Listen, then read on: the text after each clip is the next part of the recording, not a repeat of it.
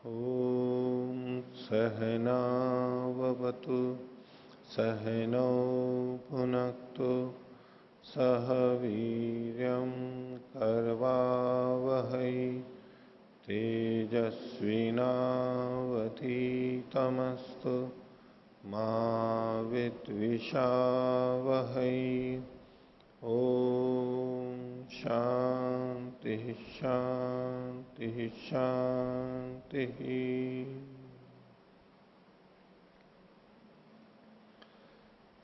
मीमांसा दर्शन की 111वीं कक्षा।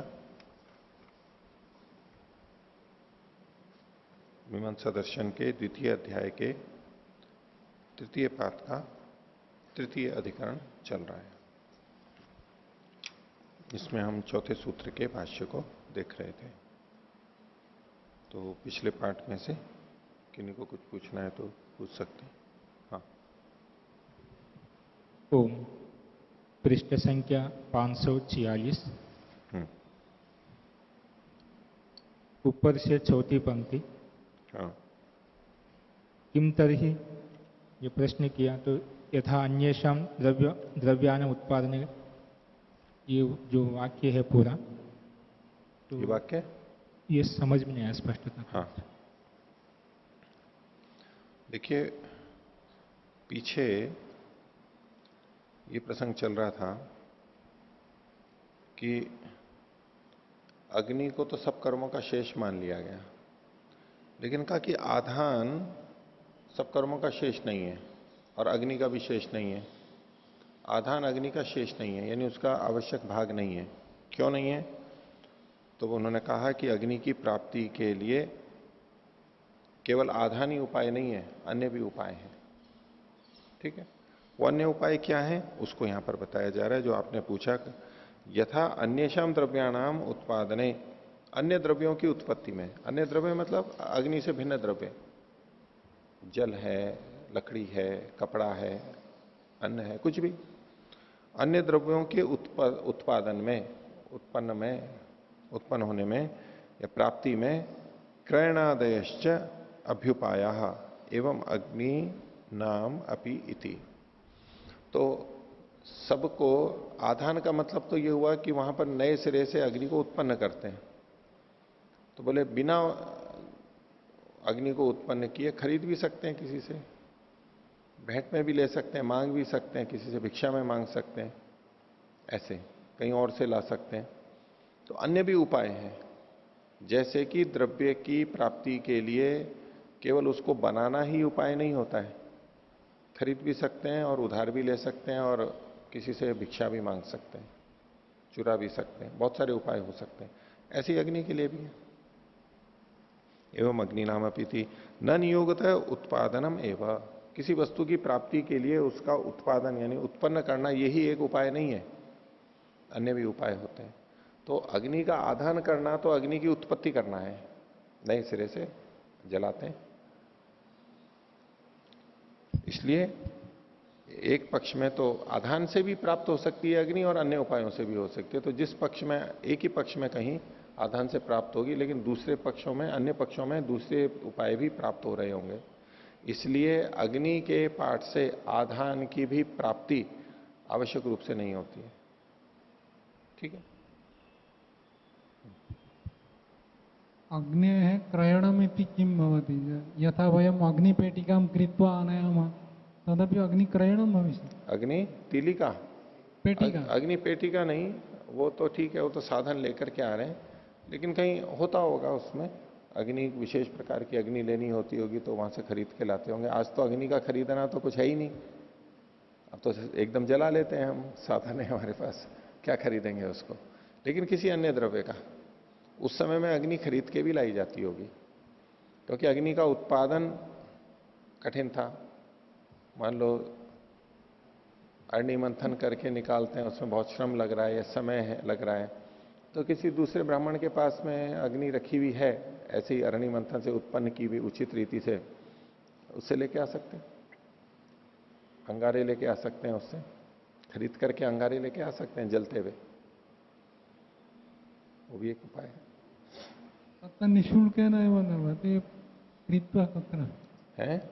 निःशुल्केन लभते तत्तु नहीं, निःशुल्क भी हो सकता है तो खरीद भी सकता है। विशेष अग्नि होती है ना, जो चीज किसी ने अग्नि मंथन से प्राप्त की है और फिर क्रमशः उसको बचाए चले जा रहा है, रोज उसको ढकता है, फिर उसी को उभारता है, वही चल रही है लगातार सुरक्षित। हो कितना पैसा लग गया उसमें उसका। मान लो कहीं पर महर्षि दयानंद के द्वारा यज्ञ कराया गया और वो अग्नि है वहां पर, ठीक है, और हमें भी चाहिए वो। अब तो वो तो विशिष्ट अग्नि होगी, सामान्य अग्नि थोड़ा है, हमारे को वहीं से ही चाहिए, तो वो व्यक्ति वहां पर ले सकते हैं। बोलो। पृष्ठ संख्या 546, ऊपर से छठी पंक्ति। यतरस्मिन् पक्षे अप्राप्ति ही ततरः पक्ष उत्पत्ति प्रयोजिष्यति ब्राह्मणादीनाम आधानस्य ब्राह्मण आत्मार्थम आदधीत। ये समझ में नहीं आई पंक्ति। देखो, इसको हम पीछे से जो देख रहे थे, जो इन्होंने पूछा था, उसी से आगे देखिए कि जब अग्नि की प्राप्ति आधान से भी होती है, नई भी है, और उपायों से भी आस पड़ोस से लाई जा सकती है। तो उन्होंने कहा था कि उससे पक्ष में ही आधान प्राप्त होता है, एक पक्ष में नहीं होगा, वहां दूसरे उपायों से होगी। तो यतरस्मिन पक्षे अप्राप्ति, जिस पक्ष में अग्नि की प्राप्ति नहीं है, आधान की प्राप्ति नहीं है, जिस पक्ष में आधान की प्राप्ति नहीं है, ततरः पक्षः उत्पत्तिम प्रयोजयिष्यति, उस पक्ष में वाक्य से उत्पत्ति जानी जाएगी। किसकी उत्पत्ति मानी जाएगी? देखो, जिस पक्ष में आधान नहीं है, जिस पक्ष में आधान नहीं है, यतरस्मिन् पक्षे अप्राप्ति, तो उस पक्ष में ततरः पक्षः उत्पत्तिम प्रयोजयिष्यति, उत्पत्ति को बताएगा। वो पक्ष किसके द्वारा उत्पत्ति को बताएगा? वाक्य के द्वारा। वाक्य के द्वारा उत्पत्ति को प्रयोजित करेगा। क्या करेगा? ब्राह्मणादि नाम आधानस्य, ब्राह्मणादि के आधान को वो करेगा। वसंते ब्राह्मणों अग्निम आदधीत, ये जो वाक्य है। तो जिस पक्ष में आधान की प्राप्ति नहीं होगी, नीचे देखिए, तो ये जो था ना यतरस्मिन पक्षे अप्राप्ति, उसका क्या मतलब हुआ कि अग्निहोत्र कर्म की विधि की गई तो अग्नि की वहां पर प्राप्त हो रही है, ठीक है, बिना अग्नि के हो नहीं सकता, सामर्थ्य से प्राप्ति हो रही है अग्नि की, और अग्नि की प्राप्ति हो रही है तो उसके आधान की भी प्राप्ति है, ऐसा पूर्व पक्षी ने कहा था। सिद्धांति ने कहा कि नहीं, आधान के अतिरिक्त उपाय भी हो सकते हैं। तो अब जब अनेक उपायों से अग्नि की प्राप्ति हो रही है, तो अब केवल आधान की निश्चयात्मक प्राप्ति वहां अग्नि मात्र से हो नहीं सकती। अग्निहोत्र से अग्नि की तो प्राप्ति हो रही है निश्चित रूप से, लेकिन अग्नि से आधान की निश्चित प्राप्ति नहीं है, अनेक प्राप्तियां हो रही हैं। तो अनेक में से सब पक्ष लगेंगे, आधान से भी हो सकती है। तो जिस समय आधान से स्वतः स्वभावतः प्राप्त हो रही है, अर्थतः वहां तो आधान से हो ही जाएगा। लेकिन जो बाकी की पक्ष हैं जिसमें कि आधान नहीं है, आधान से भिन्न उपायों से अग्नि की प्राप्ति दिखा रखी है, वहां पर भी आधान हो, आधान से ही प्राप्त हो, उसके लिए वचन है। तो इसलिए इन्होंने कहा यतरस्मिन पक्षे अप्राप्ति, आधान की प्राप्ति ही नहीं है उस पक्ष में, ततरः पक्षः, वह पक्ष वाक्येन उत्पत्तिम प्रयोजयिष्यति, वह पक्ष वाक्य के द्वारा आधान की उत्पत्ति को बता देगा।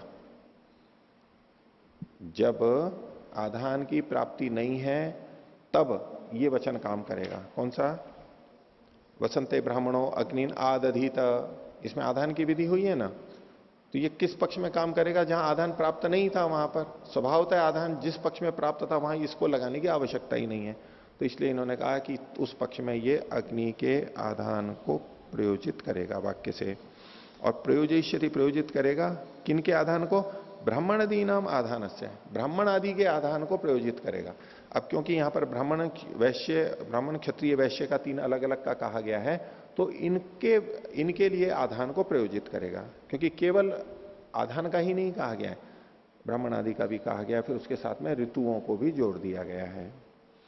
तो इन्होंने कहा ब्राह्मणादि नाम आधानस्य, ब्राह्मण आदि के आधान को प्रयोजित करेगा। और वहां पर अर्थ क्या निकलेगा ब्राह्मण आदि के लिए जो प्रयोजित किया जाएगा, तो उसके लिए विपरीत अल्प विराम है ब्राह्मण आत्मार्थम आदधित इति। ब्राह्मण अपने लिए करे, क्षत्रिय करेगा वो अपने लिए करेगा, व्यक्ति व्यक्ति अपने लिए करेगा, ये अर्थ वहां से प्राप्त होगा। क्यों प्राप्त होगा उसके लिए आगे चर्चा चलाई है फिर इन्होंने आत्मनेपथ के कारण से। हाँ जो वाक्य के द्वारा कहा कि उस पक्ष में प्राप्त होगा, हाँ वो वाक्य श्रुतिलिंग वाक्य है या वचन को कहना चाह रहे?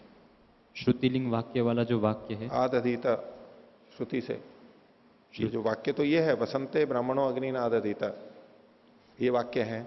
इस वाक्य से सामान्य रूप से कहेंगे तो वाक्य से प्राप्त हो रही है, ठीक है। लेकिन आदधीत यहां पर प्रत्यय जो है लिंग है वो आधान को कह रहा है, तो सीधे श्रुति से प्राप्त हो रही है। हाँ ये तो ठीक है। पृष्ठ संख्या 547, हाँ इसमें भाष्य की दूसरी पंक्ति हाँ अंतिम से असतिषु एतासु, यहां से जो पूरा अनुच्छेद है समाप्ति तक, ये हाँ देखिए, इसको पीछे से ही देखिए, इस अनुच्छेद को शुरू से। अपीच सतीषु एतासु आधान श्रुतिषु, इन आधान श्रुतियों के होने पर, कौन सी आधान श्रुतियां? वसंते वाली। न काम श्रुतय शक्नुवंती अपराम आधान श्रुतिम कल्पयितुम, ये जो काम श्रुतियां थी वो आधान की श्रुति को कल्पित नहीं कर सकती हैं। पूर्व पक्षी ने कहा था कि कामना श्रुतियों से हम आधान की श्रुति कल्पित कर लेंगे, ठीक है, क्योंकि उसके बिना काम नहीं चलता, उसके बिना अग्नि नहीं होगी और अग्नि के बिना ये कामना पूर्ति नहीं होगी, याग नहीं होगा, तो वहां कल्पित करनी पड़ती है, साक्षात श्रुति नहीं है, कल्पित करनी पड़ती है। तो ये कह रहे हैं कि इन आधान श्रुतियों के, यानी वसंत आदि इन आधान श्रुतियों के होने पर काम श्रुतियां अन्य आधान श्रुति को कल्पित नहीं कर सकती हैं। वो कल्पित कब किया जाता है? जब कोई और विधान प्राप्त नहीं हो रहा है, तो तब वो कल्पना सार्थक मान ली जाती है, उचित मान ली जाती है। जब विधि हो रही है, साक्षात वाक्य से वचन दिया हुआ है, तो अब कल्पना नहीं की जा सकती, वो अन्याय्य है, तो इसलिए प्राप्त नहीं हो रही है। आगे देखिए, यथा प्राप्त से आधान से पुनः श्रुत एता भवेयु, और यदि इनसे कामना श्रुतियों से आधान श्रुति की कल्पना कर भी ली जाए, तो उस स्थिति में अभ्युपगम से बोल रहा है सिद्धांति, तो यथा प्राप्त आधान की, यथा प्राप्त आधान किससे? वसंते से, वसंते ब्राह्मणों अग्नि आददित है, इससे जो यथा प्राप्त आधान था उसकी पुनः श्रुते एता भवेयु, ये जो कल्पित श्रुतियां हैं ये उसकी पुनः श्रुतियां हो जाएंगी। और पुनः श्रुति होना तो अनिष्ट है, आवश्यक नहीं है उसकी, तो फिर भी कह रहे हैं आप। हो गया यहां तक? आगे देखिए, अब कह रहे हैं असतीषु एतासु, अगर ये नहीं हो तो कौन सी? आधान श्रुतियां, वसंत वाली आधान श्रुति जो है ना, जैसे इन्होंने पीछे कहा था ना यथा प्राप्त से, और ये देखो पहला वाक्य देखो, सतीसु एतासु आधान श्रुतिसु, इन आधान श्रुतियों के होने पर, ये श्रुतियां हैं उस पक्ष में ये कथन था, उन्हीं के लिए कहा जा रहा है असतीषु एतासु आधान श्रुतिम अपरिगृह्यंत कामश्रुतयः। असतीषु एतासु, इनके ना होने पर, यानी आधान श्रुतियों के ना होने पर,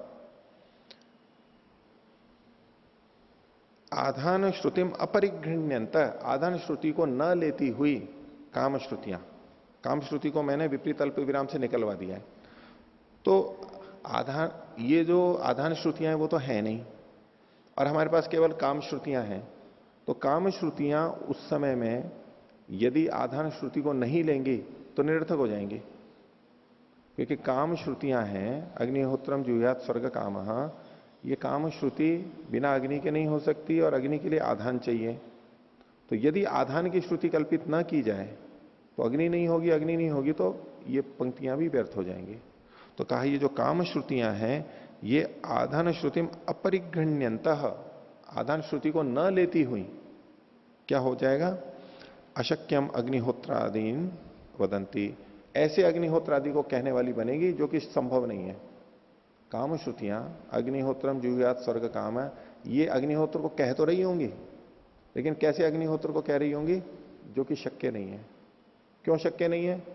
क्योंकि आधान की तो श्रुति है ही नहीं। तो इनका अग्निहोत्र को कहना ही व्यर्थ हो जाएगा। इति, इसलिए परिगृह्णेयो आधान श्रुतिम, तो ये फिर कल्पित आधान श्रुति को ग्रहण ही कर लेंगे। यदि आधान श्रुति साक्षात नहीं है वसंते वाली, तब केवल कामना श्रुति को देखेंगे तो यहां आधान तो कहा नहीं गया है, ऐसे में अग्निहोत्र का विधान व्यर्थ हो जाएगा, असंभव हो जाएगा, अशक्य होगा। अशक्य होते हुए वो बहुत बलवान होगा और ऐसे में आधान श्रुति को कल्पित कर सकता है। तब कर सकता था, अभी नहीं कर सकता है। हो गया वो? ये अशक्य कैसे होगा? क्योंकि किसी भी प्रकार अग्नि का आधान कर लेंगे, जैसे तो खरीद के किसी भी प्रकार कर सकते, किसी भी प्रकार का अग्नि का आधान अग्निहोत्र हो जाएगा। अग्नि का आधान के द्वारा अग्निहोत्र होना ये आवश्यक तो नहीं है। आवश्यक है ना, वो आवश्यक मान करके कर रहे हैं। अगर आधान नहीं करेंगे, ये मान के चल रहे हैं हम कि आधान तो करना है हमारे को, और आधान की श्रुति है नहीं, तो जो कामना श्रुति है उससे आधान की श्रुति कैसे कल्पित की जाएगी? पूर्व पक्षी तो उसी से आधान की श्रुति कल्पित कर रहा था ना। किसी स्थिति में जब आधान की कोई दूसरी श्रुति नहीं है तभी वहां से कल्पित कर सकता है। ठीक है। और आगे जो कहा, सतीषु एतासु येषाम आधानम उक्तम, तो सतीषु एतासु, इन आधान के होने पर,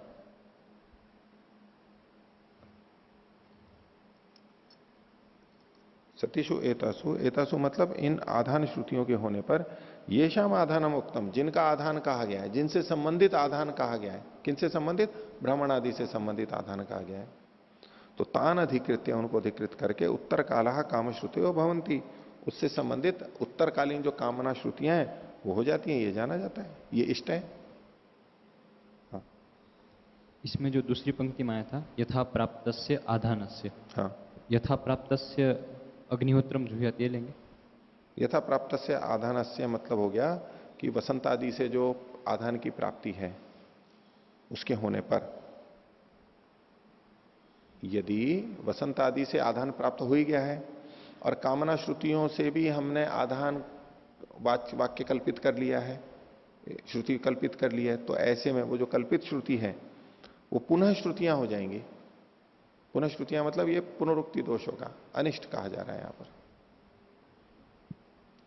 यथा प्राप्त आधानस्य एताह पुनः श्रुत है भयो, ये जो कल्पित श्रुतियां हैं, कामना श्रुतियों से जो आधान की श्रुति निकाली जाए, पूर्व पक्षी जो निकालने का प्रयास कर रहा है, तो बोले ये श्रुतियां तो पुनः श्रुतियां हो जाएंगी। ये पुनः श्रुति होना मतलब दोष कहा जा रहा है। समझे बात को? इसको इस तरह भी देख सकते हैं कि अग्निहोत्रम जुह्यात से प्राप्त थी, फिर क्या प्राप्त थी? कल्पित श्रुति जो प्राप्त थी आधान की, हाँ, और फिर इन श्रुति के द्वारा पुनः श्रुति हो जाएगी। कौन सी श्रुति पुनः श्रुति होगी? वसंतेषु, जो वसंत आने वाले, उसके लिए नहीं कहा जा रहा है, वो नहीं कह सकता, ये सिद्धांत ही बोल रहा है। उल्टा क्यों कर रहे हो आप? ये जो पुनः श्रुत है, एताह पुनः श्रुत है भाई, वो कौन सी श्रुतियां हैं? तो इसमें जो लिखा है ना, आधान श्रुतिम कल्पयितुम शक्नुवंती अपराम आधान श्रुतिम कल्पयितुम, आधान श्रुति की बात चल रही है यहां पर। ये जो कल्पित की जा रही है उसी को लेके कहा जाएगा कि ये जो कल्पित श्रुतियां हैं वो पुनः श्रुति हो जाएंगी। और कोई? ठीक है, तो आगे चलिए, पृष्ठ संख्या 548।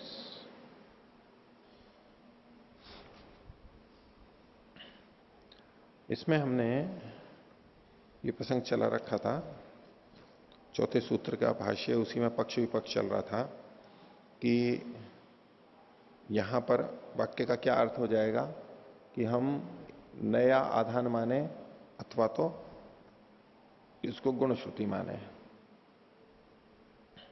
अग्न्याधान जो है वो गुण विधि मानेंगे या तो नया मानेंगे, नया कर्म मानेंगे।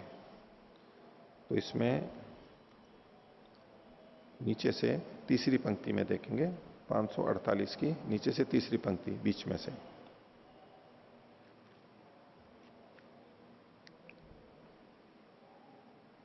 पहले में सिद्धांति ने दोष दिखाया था, तद एकस्मिन अर्थे विधीये माने न अनेकार्थम भवेति। पूर्व पक्षी ने अनेकार्थता का दोष बताया था, सिद्धांति ने कहा कि एक ही में विहित हो रही है, इसलिए यहां पर अनेकार्थता का दोष नहीं आएगा। अब पूर्व पक्षी कह रहा है ननु आधान से एतत् विधानम, ये आधान का विधान है। कौन सा? ये जो सपत्न वाला वाक्य है ना, एवं सपत्नम भ्रातृव्यम अवर्तिम सहते, ये वाक्य आधान का विधान कर रहा है। और गुणार्था सा पुनः श्रुति, और सा श्रुति मतलब वसंते वाली, वो गुण के लिए श्रुति हो जाएगी। पूर्व पक्षी ने ऐसा कहा। सिद्धांत कह रहा है नाति ब्रूम है, ऐसा नहीं है। क्यों नहीं है? तो सा ब्राह्मणादि संबद्धा प्रथमा श्रुति, ब्राह्मण आदि से जुड़ी हुई वो श्रुति पहली है, पहले वो कही गई है। इयम केवला पुनः श्रुति, ये तो केवल पुनः श्रुति है, उसी के आधान का यहां पर कथन किया गया है। तो ऐसा कैसे कह दिया सिद्धांति ने? पूर्व पक्षी पूछता है कुतः, सिद्ध कीजिए।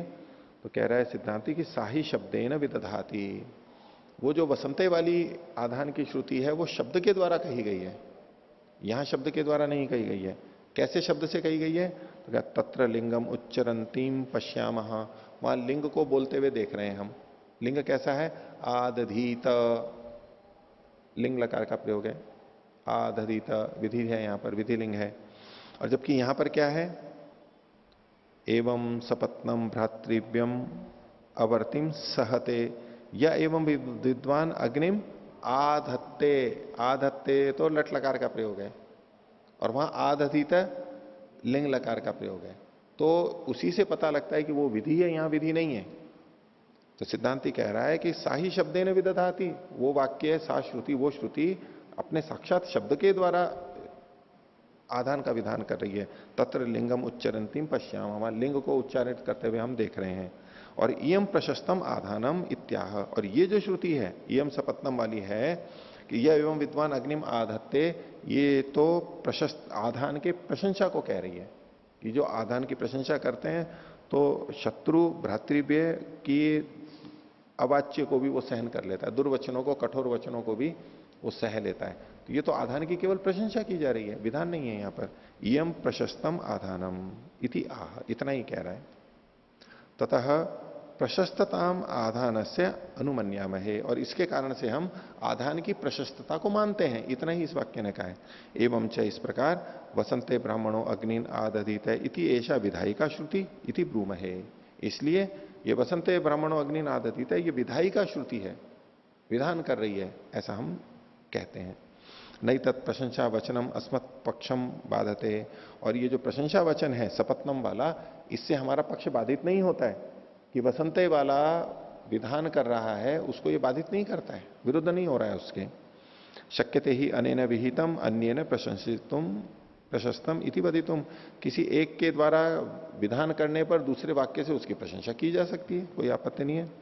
यदि तू एतत् विधायकम इत्युच्चेत, अब सिद्धांति पूर्व पक्षी की शैली में अभ्युपगम से बोल के खंडन कर रहा है कि यदि तू एतत्, एतत् मतलब ये सपत्नम वाला, अगर ये वाक्य विधायकम इत्युच्चेत, इसको विधायक कहा जाए, तो आप अगर इसको विधायक कहो तो अस्मत् पक्षम विरुद्धेता, तो हमारा पक्ष विरुद्ध होगा।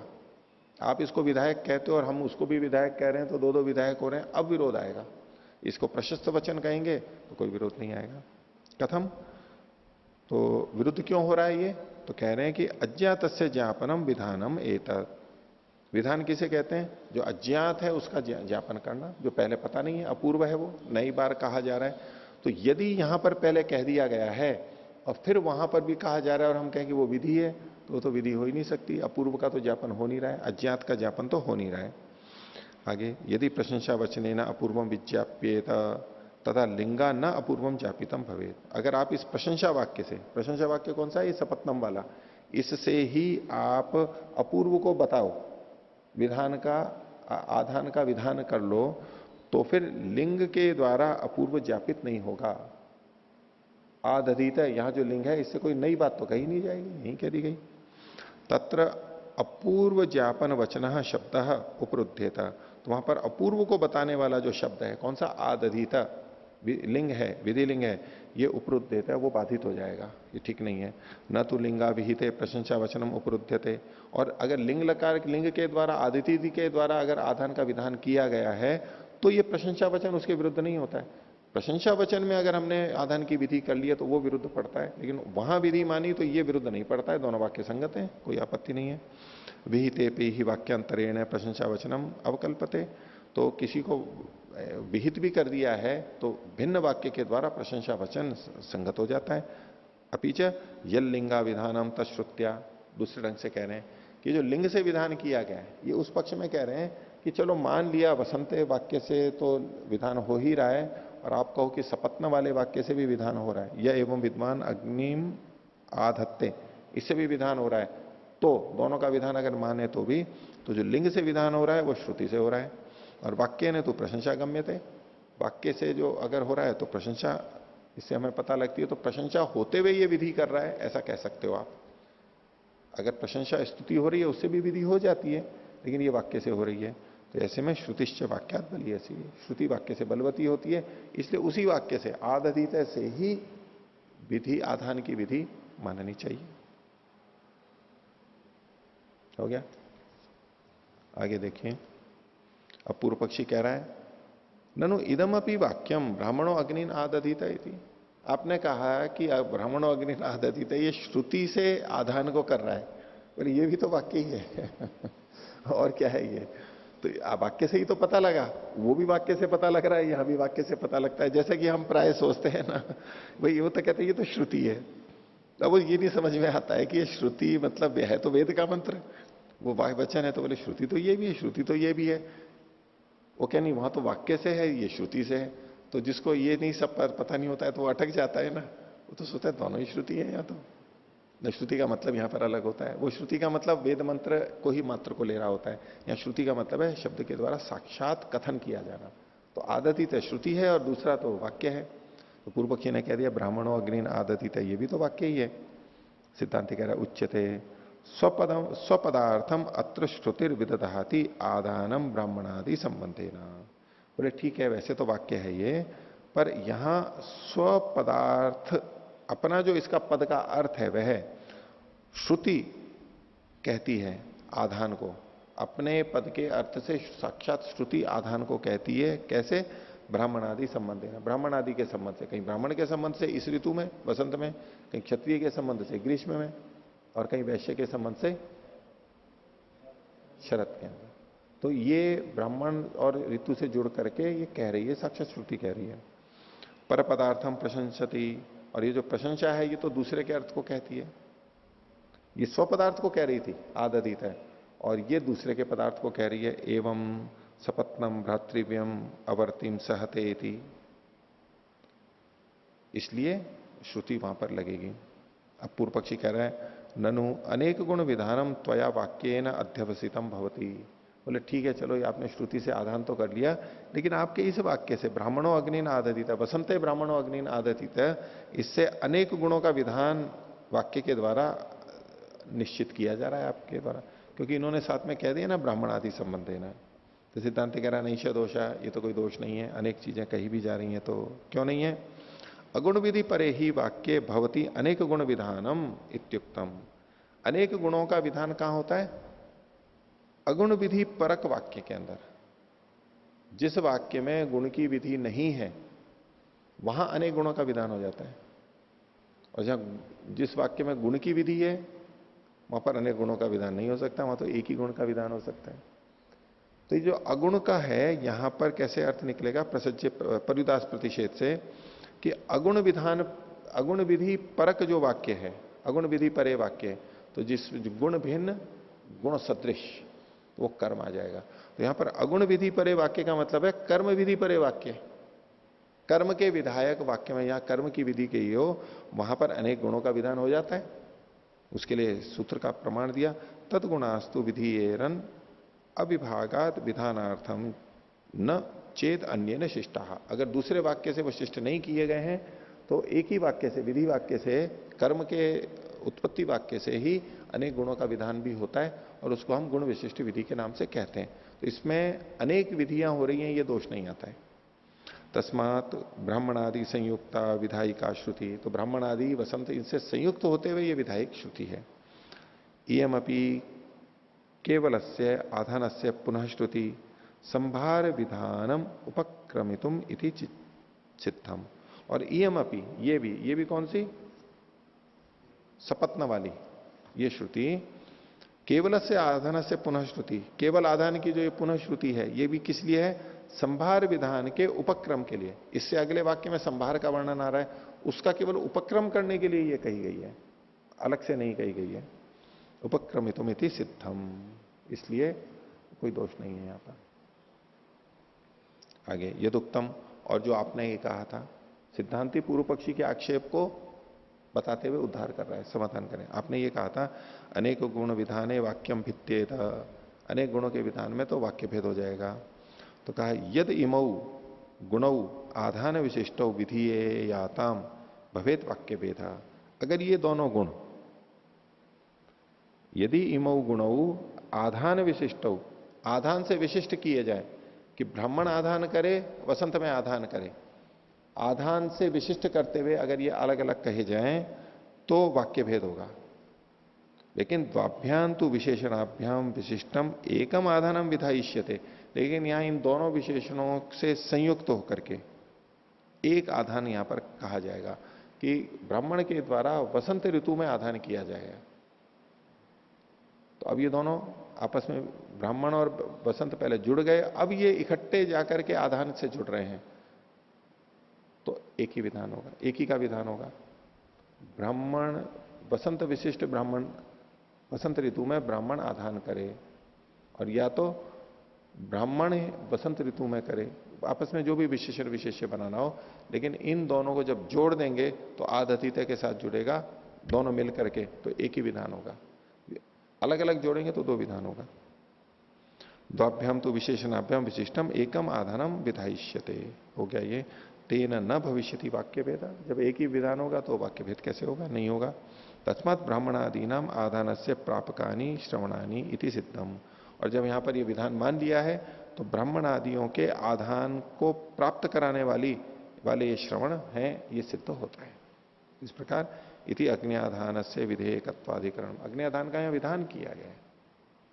हाँ 549 पृष्ठ पे 549, हाँ इसमें जो अंतिम पंक्ति थी, अंतिम से पहली, अपि च यलिंगा विधानम तत्श्रुत्या वाक्यन तु प्रशंसा गम्यते श्रुतिष्ठ वाक्यात बलीयसी। तो यहाँ पे कैसे विरोध दिखा रहे, समझ नहीं आ रहा है। देखो ये प्रशंसा गम्यते को आप यूं कहो, प्रशंसा तो गम्य हो रही है, लेकिन विधि की, विधान आधान की विधि भी वहां पर देखनी पड़ेगी। तो लिंग के द्वारा तो विधान हमें जाना जा रहा है, और उधर वाक्य से प्रशंसा जानी जा रही है, और प्रशंसा के होने से अब वहां पर आधान को हम ले रहे हैं। ये जो कहा ना, यह एवं विद्वान अग्निम आधत्ते, अग्नि का आधान करता है तो प्रशंसा गम्य मान है, लेकिन प्रशंसा के साथ साथ वहां पर आधान की भी प्राप्ति हो रही है, तो श्रुति से तो नहीं हो रही है, हम कल्पित कर रहे हैं, वाक्य से आ रही है वो, तो इसलिए वो दुर्बल है। ये विरोध आ रहा है दोनों में ना। आदतीते में तो साक्षात श्रुति है, वसंते ब्राह्मणों अग्निन आदतीत है, अग्नि का आधान करे, स्पष्ट एकदम श्रुति है। और यहां पर तो प्रशंसा केवल गम्य हो रही है, और प्रशंसा के बाद में अब हम ये कर रहे हैं कि वहां आधान करना चाहिए। जब उसकी प्रशंसा की जा रही है तो विधि निकल करके आ रही है वहां पर, वो वाक्य से आ रही है, ये श्रुति से आ रहा है। आगे देखिए पृष्ठ संख्या 552, चौथा अधिकरण, दाक्षायणादि नाम गुणताधिकरणम। दाक्षायण आदि कुछ यहां पर कर्म कहे गए हैं, इनकी गुणता को बताने वाला अधिकरण है। यानी ये स्वतंत्र कर्म नहीं है, ये गुण कर्म है, मुख्य कर्म कुछ और है। वो क्या है बता रहे हैं, 10 पूर्णमासो प्रकृत्य आमनंती। 10 पूर्णमास के प्रकरण में ये पढ़ते हैं, क्या पढ़ा, दाक्षायण यज्ञेन यजेत प्रजा काम, जो प्रजा की कामना करता है वो दाक्षायण, इस दाक्षायण नाम के यज्ञ से यजन करे।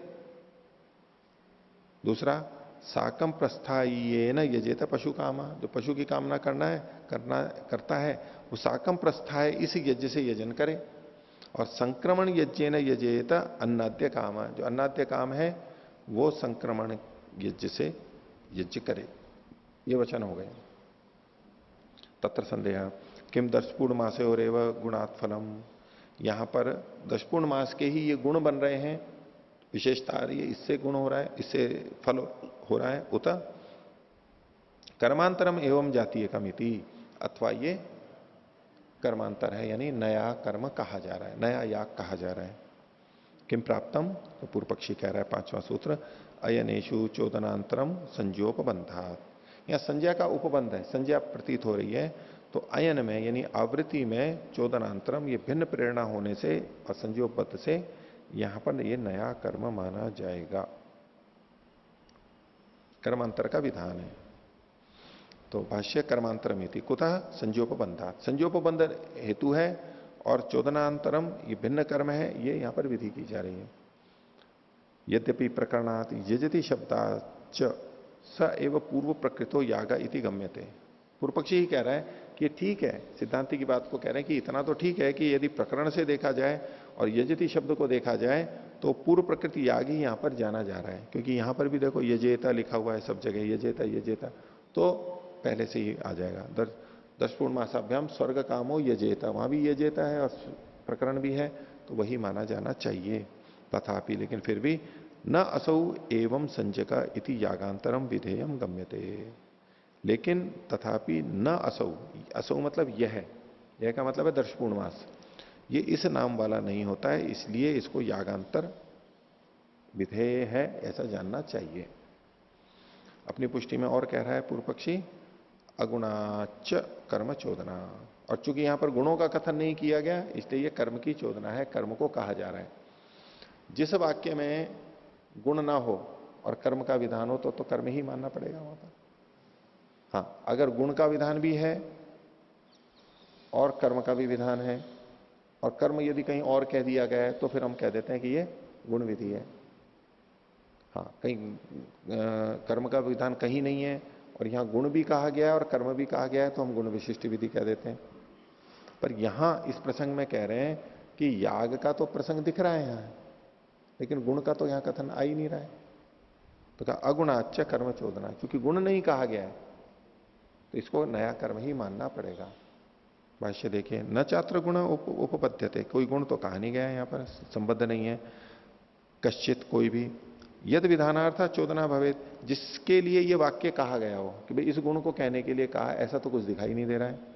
और यदि च न यागांतरम अनार्थक्यम एवं, और गुण तो कहा नहीं जा रहा है और आप याग भी नहीं मानोगे इसको नया, तो ये वाक्य ही व्यर्थ हो जाएगा। ये वाक्य कर क्या रहा है यहां पर, क्या कहना चाहता है। अपिच, और यदि गुण उपबद्धेता, अगर आप यहां पर गुण को बांधते हो तो याग गुण संबंधो गम्यते इति, और तब भी यानी आप जैसे तैसे यहां कोई गुण भी ले आओगे तब भी ये गुण याग से संबद्ध होते हुए याग का विधान करने वाला होगा। तद अनुष्ठानम विधीयेता इति, उसके अनुष्ठान को का विधान करेगा, यानी ये गुण विशिष्ट विधि हो जाएगा। पूर्व पक्षी क्या कह रहा है, गुण तो है ही नहीं पहली बात तो, इसलिए ये कर्म का ही विधान है, और अगर आप किसी तरह से गुण भी ले भी आते हो तो ये कर्म का विधान होते हुए गुण विशिष्ट विधि हो जाएगी। अननुबद्ध माने याग मात्रम गम्यते इति तद अनुष्ठानम विहितम गम्यते। अनुपबद्ध माने, इसकी जगह पाठ भेद है, अनुपबद्ध माने यानी इसमें कोई गुण तो जुड़ा हुआ है नहीं, गुण का संयोग न होने के कारण से केवल याग मात्र यहां पता लगता है, इसलिए उसका अनुष्ठान ही यहां पर विहित है, ये जाना जाता है। केवल याग का ज्ञान हो रहा है इसलिए याग का अनुष्ठान है, ये यहां समझा जाता है। और पुष्टि में पूर्व पक्षी कह रहा है 7वां सूत्र, समाप्तम च फले वाक्यम, और बोले ये जो वाक्य है ये फल में समाप्त हो रहा है। दाक्षिणायन यज्ञ न यजेत प्रजा काम, ये प्रजा काम फल है, कामना है, उससे वाक्य समाप्त हो रहा है। इसी तरह से पशु काम और अन्नाद्य काम से समाप्त हो रहा है। इससे भी पता लगता है कि ये नए कर्म का विधान है। इतश्च कर्मांतरम कथम फले समाप्तम वाक्यम, फल में वाक्य समाप्त हो रहा है। प्रजा कामो यजेत इति। प्रजा कामस्य याग उपायो विधीयते, जो प्रजा की कामना वाला है उसको याग ये उपाय कहा जा रहा है, विहित किया जा रहा है। विधीयते चेत कर्मांतरम, और अगर ये विहित किया जा रहा है तो ये कर्मांतर है। इसके बाद में प्रश्नवाचक चिन्ह लगा रखा है, इसको काट दीजिए। अब इसमें एक शब्द आया था अयन, जो दाक्षायण यज्ञ ने, दाक्षायण के साथ में अयन है। तो अयन के ऊपर युधिष्ठिर जी लिखते हैं, तो आगे लिखेंगे वैसे। तो अयन को यूं कहते हैं कि जहां से चले थे वहीं लौट करके आते हैं, उसको अयन कहते हैं। जैसे कि रामायण, राम वहां से चले, जंगल गए और घूम करके वापस अयोध्या है, ये रामायण कहला दी। तो उन्होंने कहा कि कई लोग फिर कृष्णायन भी करने लग जाते हैं, लेकिन कृष्ण जहां से चले थे मथुरा से, वहां तो वापस लौट के नहीं आए, तो अयन नहीं हुआ। और रामायण की तरह से कृष्णायन भी करने लग जाते हैं। बोले ये शब्दों का प्रयोग नहीं होगा, जहां से चले थे वहीं लौट करके आ रहे हैं, तो अयन शब्द प्रचलित है। जैसे दक्षिणायन, उत्तरायण, वहां से चले थे वापस वहीं आ जाता है, सूर्य उसी तरफ आ जाता है, दक्षिणायन उत्तरायण कहलाते हैं। और इसी आधार पर युधिष्ठिर जी ने अपनी दूसरी पुस्तकों में, लेखों में ये सिद्ध किया है कि मुक्ति से लौटा जाता है, वो उसको भी अयन कहते हैं। नान्य पंथा विद्यते अयन आया, अयन के लिए और कोई रास्ता नहीं है। वेदाहम एतम पुरुषम महांतम आदित्य वर्णम तमसा परस्ता तमेव विदित्वा अति मृत्युमेति नान्य पंथा विद्यते, किसके लिए? अयन के लिए। अयन क्या है? अयन आय चतुर्थी विभक्ति, अयन के लिए, और अयन वापस वहीं आना होता है। तो ये जो मुक्ति है ये तो चक्र है, वहां से चलते हैं फिर वहीं आते हैं, फिर वहां से चलते हैं फिर वहीं आते हैं, ऐसा। तो देखिए अब इसका सिद्धांति उत्तर दे रहा है 8वां सूत्र, विकारो वा प्रकरणात्। बोले नहीं, ये तो विकार है। क्यों विकार है? प्रकरण से हमें पता लगता है। दर्शपूर्ण मासो रेव विकार एवं जातीय का स्यात् दाक्षायण यज्ञादि, कि दाक्षायण यज्ञादि दर्शपूर्ण मास का ही विकार माना जाएगा। क्यों? एवं प्रकरणम अनुग्रहीतम भवति, इससे प्रकरण का अनुग्रह हो जाता है, प्रकरण सार्थक होता है। उस प्रकरण में इसको पढ़ा गया है, तो यहां क्यों पढ़ा गया है? अगर ये अलग ही कर्म था तो अलग पढ़ते ना। इस प्रकरण में इसका पढ़ा जाना, इन वाक्यों का पढ़ा जाना सार्थक होता है, वो प्रकरण सार्थक हो गया है। दूसरा 9वां सूत्र लिंग दर्शनाच्च। बोले नहीं, इसका संकेत भी मिलता है कि ये इसी के अंतर्गत आते हैं। कैसे? तो लिंगम अपि एतत् एतम अर्थम दर्शयति, संकेत मिल रहा है, चिन्ह क्या है? त्रिशतम वर्षाणी दर्शपूर्ण मासाभ्याम यजेता, एक वाक्य है। दर्शपूर्ण मास का प्रसंग है, तो 30 साल तक दर्शपूर्ण मास यज्ञ करें, 30 साल तक करना होता है। आगे यदि दाक्षायण याजी स्यात्, लेकिन अगर वो यजमान दाक्षायण याजी है, ये जो जिसकी दाक्षायण की बात चल रही थी, अगर वो उसको करने वाला है, तो अथोपि 15 वर्षाणी यजेता, फिर भी 15 साल तो करना पड़ेगा उसको।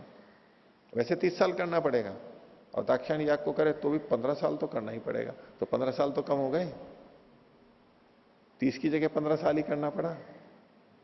तो ये जो दाक्षायण यज्ञ का नाम लेते हुए दर्शपूर्ण मास को 30 से 15 साल तक लेके आए, इससे पता लगता है कि ये तो उसी से संबंधित है। अत्र ही एवसा, एक ही मात्रा है, ही एवसा संपत संपद्यते, इसी में ये संपत संपद्यित हो रही है। कौन से? द्वे ही पौर्णमासी यजेता द्वे अमावास्ये, अमावास्ये कर लेना, वाह कर लेना यहां पर। इसमें क्या करते हैं, जब दक्षिणायन करते हैं तो हर पौर्णमासी में एक नहीं करते हैं, दो करते हैं। अमावस्या में भी 2 याग करते हैं। तो हर पूर्णिमा और अमावस्या को एक एक ना करके 2 करते हैं। तो 2 करते हैं तो 15 वर्ष में पूरा हो जाएगा, आधे में हो जाएगा। अत्र ही एव खलु सा संपद भवती, ये यहीं पर ही ये संपत होती है। कौन? जो दाक्षायण करता है। यदि दाक्षायण यज्ञो दर्शपूर्ण मास एव, यदि दाक्षायण यज्ञ दर्शपूर्ण मास ही है तब तो ये 15 साल आएंगे ना 30 से। अगर ये भिन्न कर्म होता तो 30 साल से 15 साल क्यों आते? एवं तरही 30 संपदा प्रयोजनम, ऐसा करने पे 30 की संख्या का संपदा का प्रयोजन होता है। ततस्तस्य 30 संपदम संपद अनुग्रहो युज्यते, उसके 30 की संपदा का अनुग्रह युक्त होता है। तस्मादपि न कर्मांतरम, इसलिए भी यह कर्मांतर नहीं है। और कह रहा है सिद्धांति 10वां सूत्र, गुणात संज्ञोपबंध, ये जो संज्ञा का उपबंध किया गया है वो तो गुण के कारण से है। पूर्व पक्षी ने पीछे क्या कहा था, ये जो संज्ञा का उपबंध है इसे पता लगता है कि ये चोदनांतर है। 5वें सूत्र में अयनेशु चोदनांतरम संज्ञोपबंधात, ये कर्मांतर है। कैसे पता लगा था, संज्ञा के उपबंध से। तो सिद्धांत कह रहा है कि ये संज्ञा का उपबंध तो गुण के कारण से है। भाष्य यदुक्तम, जो आपने कहा था, पूर्व पक्षी ने कहा था, उसको उद्धृत कर रहा है सिद्धांति। संज्ञोपबंधात कर्मांतरमिति, संज्ञा के उपबंध से कर्मांतर है। तो यदि दाक्षायण शब्दों न केनचित अपि प्रकारेण दर्शपूर्ण मास वचन शक्यते कल्पयितुम तथा उच्चेत कर्मांतरमिति। तो सिद्धांति कह रहा है कि ये जो दाक्षायण ये शब्द है, ये किसी भी प्रकार से यदि दर्शपूर्ण मास का कहने वाला संभव नहीं हो पाएगा, तब आप कह सकते हो कि ये कर्मांतर है। लेकिन अगर ये दर्शपूर्ण मास का कहने वाला सिद्ध हो जाता है तो कर्मांतर क्यों मानेंगे। शक्नोति तु आवृत्ति गुण संबंधात वदितुम, आवृत्ति गुण के संबंध से यह कहा जा सकता है।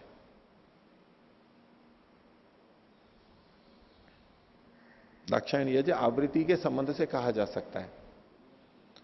अयनम इति आवृत्ति रुच्यते, अयन का मतलब आवृत्ति होता है।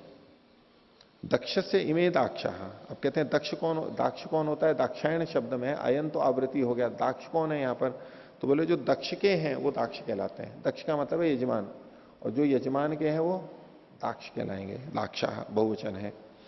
तेषाम अयनम दाक्षायणम, जो उनका अयन है दक्षों का, वो दाक्षायण कहलाता है। तो पूछता है कह पुनर्दक्ष, बोले दक्ष कौन है। वैसे तो यजमान हम ले रहे थे, बोले दक्ष कौन है, तो बोले उत्साही, तो उत्साह वाला है वो दक्ष होता है। व्रतेन दीक्षा आपनोति, दीक्षाया दक्षिणाम आपनोति, व्रत से दीक्षा को प्राप्त होता है। जो दक्ष होता है, दक्ष हो जाता है, वो उत्साह को प्राप्त होता है व्रत से। अब हम कहते हैं दीक्षा जैसे होती है ना, सन्यास की दीक्षा, वो दीक्षा, तो व्रत से किसी विशेष प्रकार की दीक्षा को प्राप्त हो जाता है। वो दीक्षा ये है कि उत्साहित होता है, अपना व्रत पूरा करना है मेरे को, वचनबद्ध हो जाता है। तो कहा पुनर्दक्ष, बोले उत्साही, इसलिए हो जाएगा। अब ये तो इन्होंने दाक्षायणी के बारे में कहा, अब बाकी के जो दो कहे थे उन्होंने साकम प्रस्थाई आदि, उसके लिए कह रहे हैं। अब उसमें आवृत्ति कैसे होती है वो बता रहे हैं। तथा साकम प्रस्थाइये अपनी सह प्रस्थानम, साकम प्रस्थाइये, साकम कहते हैं साथ साथ, सह के अर्थ में साकम होता है, साकम समम आदि शब्द आते हैं। तो ये सह प्रस्थान को बता रहा है, गुण संबंध है, ये गुण का संबंध वहां पर कर रहा है। तो साकम प्रस्थाई अपनी सह प्रस्थानम गुण संबंध, साथ साथ प्रस्थान करना, ये गुण जुड़ा हुआ है।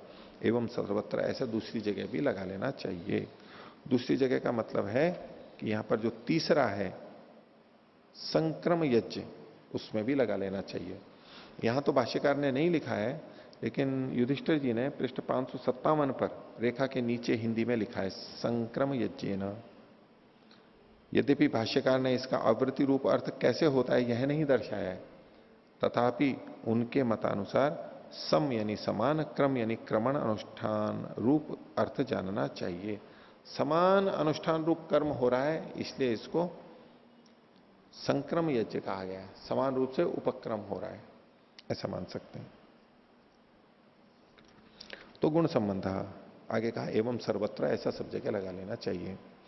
शक्यते चेत दर्शन पूर्णमास और गुण संबंधो बधितुम, और यदि हम पूर्णमास के साथ इसको जोड़ सकते हैं, पूर्णमास के गुण का संबंध इसका हम कह सकते हैं, तो किमपि स एव याग प्रतीयमानो अन्य इत्युच्यते। तो फिर कैसे वही याग जब प्रतीयमान हो रहा है तो उससे फिर वो अन्य को कैसे कह सकता है, कर्मांतर को कैसे कह सकता है। किमिति वा प्रकरणम बाध्यते, और फिर वो प्रकरण को भी क्यों बाधित करेगा, नहीं प्रकरण को भी बाधित नहीं करेगा और अन्य को भी नहीं कहेगा। और सिद्धांति कह रहा है 11वां सूत्र, समाप्ति ही अविशिष्टा, और ये जो समाप्ति की गई है ये तो अविशिष्ट है। इससे कोई ये थोड़ा ना पता लगता है कि जब समाप्ति का मतलब है यहाँ पर फल की समाप्ति जो कही गई है पशु काम आदि, उससे ये तो सिद्ध नहीं होता है कि ये कर्मांतर है। ये तो और भी बहुत सारे वाक्य हैं जहां पर गुण विधि है, हमें पता है कि गुण विधि है और वहां फल से समाप्ति हो रही है, तो ऐसे यहां भी फल से समाप्ति हो सकती है। फल से समाप्ति हो रही है ये कोई लक्षण नहीं है कि ये कर्म की विधि है। पूर्व पक्षी ने इस ढंग से प्रस्तुत किया था, उसको कह रहे हैं। तो यदुक्तम जो आपने कहा था फले वाक्यम समाप्तम, तो प्रजा काम आदेर यागानुष्ठानम विधीयते, इसलिए प्रजा काम आदि के लिए याग का अनुष्ठान किया जाता है। इसको विपरीत अल्प विराम में लीजिए, फले से लेकर के और इति तक, विधीयते इति। नहीं बम, ये ठीक नहीं है। अविशिष्टा फले समाप्ति, यहां पर फल में समाप्ति है वो कोई विशिष्ट तो है नहीं, और जगह भी होती है, सामान्य है। यानी अन्यानी मुक्त संशयानी गुणे फलस्य विधायकानी वाक्यानि गुणस्य फल वचने पर्यवसितानी। तो अन्य जो संशय से रहित गुण में फल के विधान करने वाले वाक्य हैं, उन वाक्यों का गुण के फल वचन में समापन है, पर्यवसान है। जैसे कि दधनेन्द्रिय काम से जुहुयात इत्येवम आदिनी तही एतत् अविशिष्टम। तो दधनेन्द्रिय काम से जुहुयात, दधनेन्द्रिय काम या कामना का लिखा हुआ इंद्रिय काम का, फिर भी ये कर्म विधि, कर्म को करने वाली नहीं है, तो गुण विधि ही है। तो उसी तरह से ये भी है। अत्रापि ही गुणात् फलम उच्यते, यहां भी फल से, और यहां भी गुण से फल कहा जा रहा है। जैसे यहां दधनेन्द्रिय काम से में दधि गुण से फल को कहा जा रहा था, यहां भी गुण से कहा जा सकता है। कथम, कैसे? नहीं तदेवं संपद्यते, बोले इनमें वाक्य के पदों में ऐसा संबंध नहीं है। कैसा? प्रजा काम से यज्ञम अनुतिष्ठेदिति, जिसको प्रजा की कामना हो उसके लिए यज्ञ का अनुष्ठान करे, ऐसा यहां पर संबंध नहीं बताया जा रहा है। ऐसा संबंध बताया जाता तब तो यज्ञ का अनुष्ठान वहां पर विधि हो जाती, यज्ञ की विधि हो जाती। कथम तरी, बोले कैसा संबंध जोड़ा जा रहा है? तो प्रजा काम से आवृत्ति यज्ञम अनुतिष्ठेदिति, जिसको प्रजा की कामना है वो आवृत्ति यज्ञ का अनुष्ठान करे। आवृत्ति यज्ञ इति यज्ञावृत्ति संबंधो अनुष्ठातव्यो निर्दिश्यते न यज्ञ। और आवृत्ति यज्ञ क्या है? तो यज्ञ की आवृत्ति से संबंध, यज्ञ का आवृत्ति से संबंध अनुष्ठातव्य है, यह निर्दिष्ट किया जाता है। न यज्ञ, यज्ञ का विधान नहीं है, यज्ञ का आवृत्ति से संबंध करना चाहिए, यह विधान किया जा रहा है। ये जो एक यज्ञ है जो पहले कहा जा चुका है, उसको आवृत्ति से जोड़ना चाहिए, यह विधान किया जा रहा है, ना कि यज्ञ के अनुष्ठान का विधान किया जा रहा है। न यज्ञ तस्मात् प्रकृतयोर दर्शपूर्ण मासयोर गुणात् फलम उच्यते। इसलिए यहां पर प्रकृत जो दर्शपूर्ण मास है उनका गुण के कथन से फल कहा जा रहा है, विशेष गुण कथन कर दिया गया और इसलिए फल का कथन किया जा रहा है। न यागांतरम विधीयति इति, एक नए याग का विधान नहीं किया जा रहा है। एवं साकम प्रस्थाय्य संक्रम यज्ञ च द्रष्टव्यमिति, ऐसा ही का मतलब हो गया दाक्षिणायन के समान साकम प्रस्थाय्य और संक्रम यज्ञ दोनों में समझना चाहिए। इति दाक्षायणादि नाम गुणता अधिकरणम, दाक्षिणादि के गुण का अधिकरण कहा गया है। इसमें एक बात देखिए, पृष्ठ 557 पर नीचे विशेष करके टिप्पणी दी है, विशेष लिखा हुआ है। उन्होंने कहा दाक्षायण यज्ञ का तैत्तिरीय संहिता में ही दर्शपूर्ण मास के प्रकरण में निर्देश है। ही मतलब केवल यहीं, और जगह नहीं है। बोले उसी से भ्रांत होकर शबर स्वामी ने इस अधिकरण में उल्लेख करके दर्शपूर्ण मास में ही गुणोपबंध दर्शाया है। यानी शबर मुनि भ्रांत हो गए और उन्होंने इनका उपबंध दर्शपूर्ण मास में जोड़ दिया है, जबकि ये कर्मांतर थे। लिखने आगे वस्तुतः दाक्षायण आदि विकृति याग ही है, विकृति याग है मतलब कर्मांतर है ये।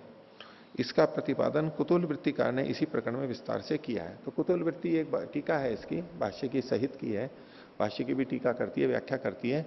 तो उन्होंने ऐसा प्रस्तुत किया है कि ये गलत हो गया है। यानी दाक्षिणायन तो कर्मांतर, दाक्षिणायन साकम प्रस्थाय्य अथवा संक्रम यज्ञ, ये अलग अलग कर्म है, ऐसा उनका विधान है। लेकिन यहां क्या कहा गया है? दशपूर्ण मास की ये गुण विधि है, विशेष गुण का विधान किया गया है। ये इनमें परस्पर विरोध आ रहा है। अब इसमें ये कहें कि चलो शबर स्वामी ने गलत किया है, तो सूत्रकार ने क्या किया? सूत्र भी तो है यहां पर, सूत्र को कैसे संगत लगाओगे? अगर यहां नहीं घटाना है तो कहीं और घटाना पड़ेगा।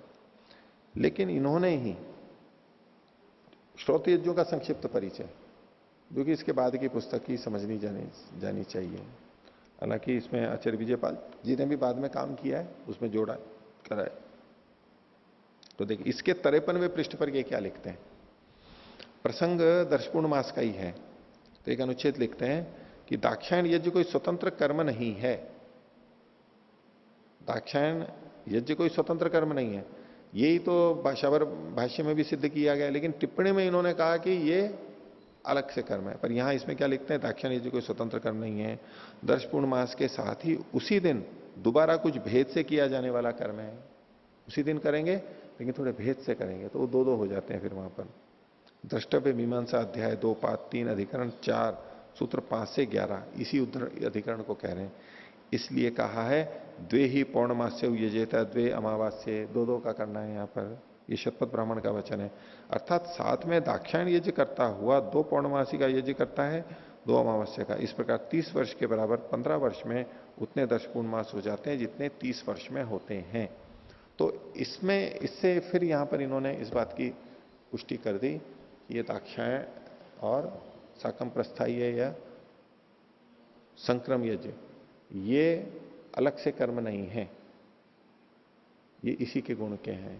लेकिन फिर भी अगर कहीं भेद हो सकता है तो हो सकता है। और दूसरा इन्होंने तैत्तिरीय संहिता का तो लिखा ही है कि तैत्तिरीय संहिता में दाक्षायण यज्ञ के अंतर्गत ही नहीं, दाक्षायण यज्ञ का 10 पूर्णमास के प्रकरण में ही निर्देश है। तो हो सकता है इन्होंने उस उदाहरण को लिया हो या और इसी तरह की दूसरी संहिताएं उस समय रही होंगी, तो उसके अनुसार से यहां पर लिया है। तो ये पाठ यहीं पर ही समाप्त करते हैं। प्रणाम।